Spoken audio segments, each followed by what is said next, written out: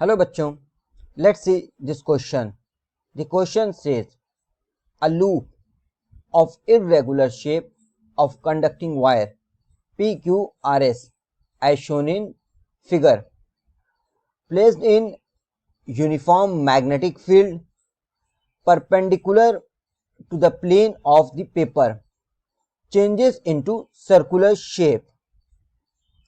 The direction of induced current will be clockwise, anti-clockwise, no current, or none of these.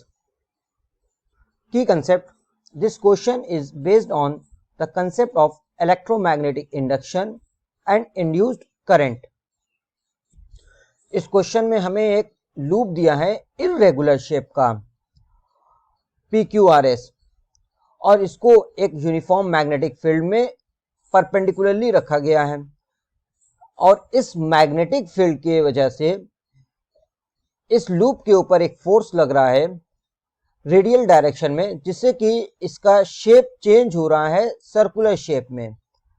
तो हमें बताना है कि जो इंड्यूस करंट फ्लो करेगी इस लूप में उसकी डायरेक्शन क्या होगी, क्लॉकवाइज होगी, एंटी क्लॉकवाइज होगी या कोई करंट नहीं फ्लो करेगा.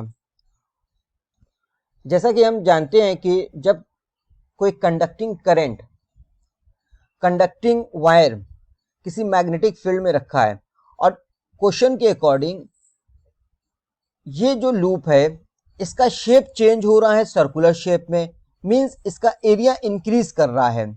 अब एरिया इंक्रीज कर रहा है तो ऑब्वियसली जो फ्लक्स लिंक्ड होगी इस लूप से वो इंक्रीज करेगी and due to change in the flux magnetic flux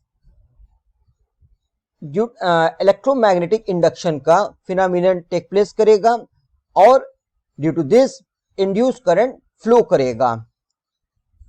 phi is equal to BA and E is equal to minus d phi by dt.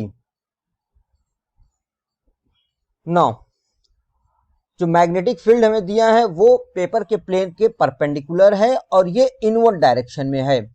Lenz's law के according induce current oppose करेगी उस cause का जिस cause से ये produce हुई है, means area के इंक्रीज होने से प्रोड्यूस हुई है और मैग्नेटिक फील्ड इनवर्ड डायरेक्शन में है. तो ये जो करंट होगी ये ऐसा मैग्नेटिक फील्ड प्रोड्यूस करेगी जिसकी डायरेक्शन परपेंडिकुलरली आउटवर्ड होगा और ये तभी पॉसिबल है जब करंट एंटी क्लॉकवाइज डायरेक्शन में फ्लो करे. जब करंट एंटी क्लॉकवाइज डायरेक्शन में फ्लो करेगा तो ये नॉर्थ पोल के जैसा बिहेव करेगा जिससे इसकी मैग्नेटिक फील्ड आउटवर्ड डायरेक्शन में निकलेगी. So the final answer is option number 2, anti-clockwise.